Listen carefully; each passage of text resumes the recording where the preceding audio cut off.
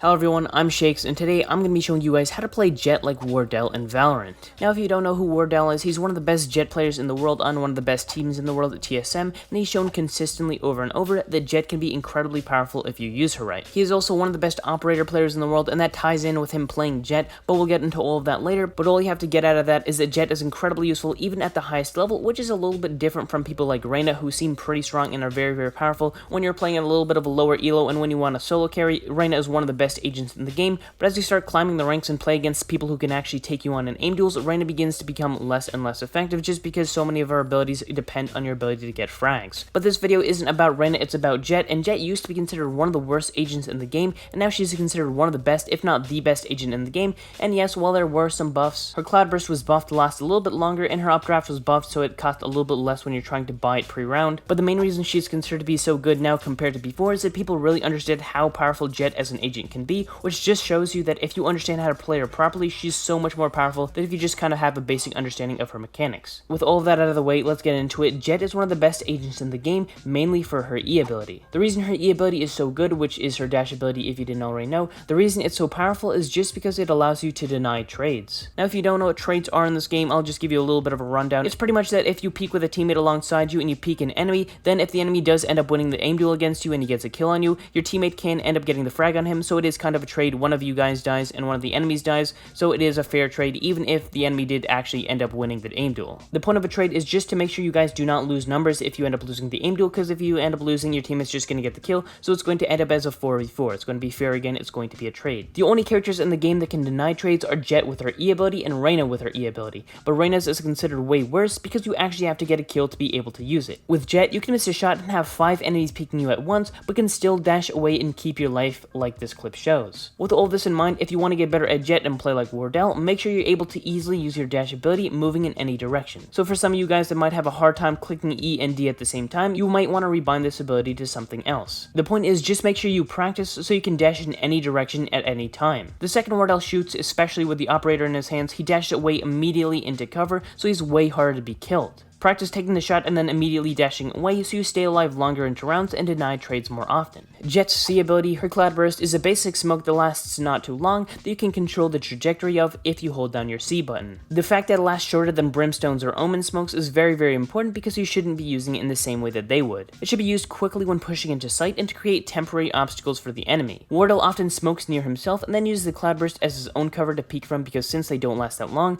they don't hold as much value as the controller smokes, and therefore can be used more aggressively and more creatively. In other words, you don't have to use it just to block off common sightlines like you would if you used Brimstone. Unlike the controller smokes, they are very easy to use to make one-way smokes, which if you didn't know are smokes that give a major advantage when peeking from one way while hindering the other way as shown here because they stick to walls. You can throw her smoke directly at a wall where the enemies may peek from, and if you put the height just right, it's a perfect one-way that can't be replicated by the other controller smokes because the other controllers require something solid to land their smokes on. The point is, you can use her smokes more creatively than the others in the game, and Wardell certainly does this in his matches, which helps him stay unpredictable, which is one of the most important factors for success as a Jett player. Speaking of unpredictability, her Q, or Updraft. This one is relatively simple. It's just a dash into the air that can be used to reposition, and what Wardell mainly uses this for is, you guessed it, to reposition to unpredictable areas. You can use it to get to heaven to surprise enemies coming for a retake, or just use it to appear at a higher angle to attack your enemies from an unexpected spot. It's important to realize though that it does make a sound that enemies can hear, so if they're close they will tell you're flying upwards. Of course, you can use this to fake repositioning if you know they're close, because they'll hear the sound cue and think you got up to a higher area even if you drop back down. Make sure though that they can't hear your slow descent, because that makes an equally loud noise that they can find your position from.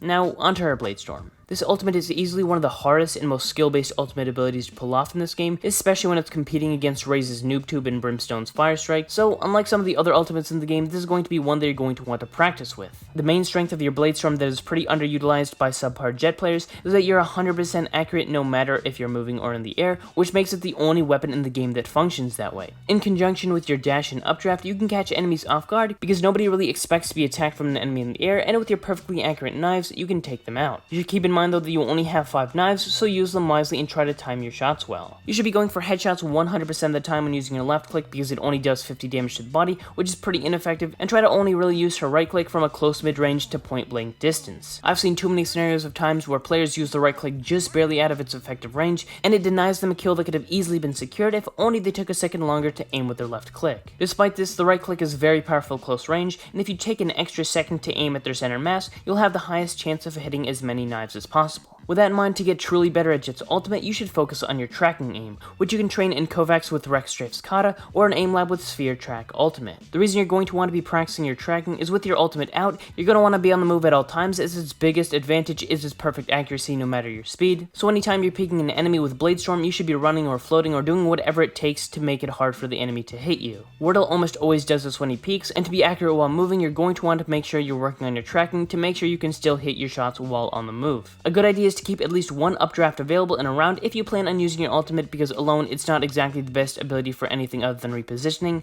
but in conjunction with your knives it allows you to peek from crazy angles and positions you couldn't before, and with perfect accuracy, so just try to conserve them a little bit more once you know you're going to pull out your Bladestorm. One final thing about the knives is that if you have 2 or sometimes even 3 left, you shouldn't be afraid to just put them away and use your normal weapon. It is a fantastic ultimate, but oftentimes it's not worth going in with only 2 shots available, and even if you do have more, keep in mind that there are plenty of situations where you'd much rather just peek with an operator or a phantom, so just understand that you don't always have to use your knives if they're available. The faster you are and the more unpredictably you play as a Jett with her Bladestorm, the better. Which is why all the best clips you see of her ultimate being used are ones where she's moving incredibly fast and erratically, which is not punished because of that perfect accuracy of the knives. It's going to take a while to master the usage of them, but if you do get good tracking and have a solid understanding of her movement abilities, it shouldn't be too long before you're getting clips like Wardell.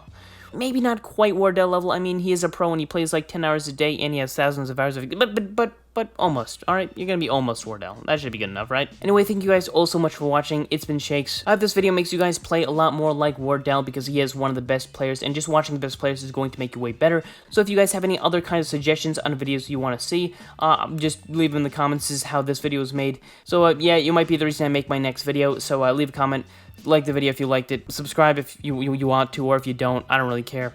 And yeah, hope to see you in my next video. Peace.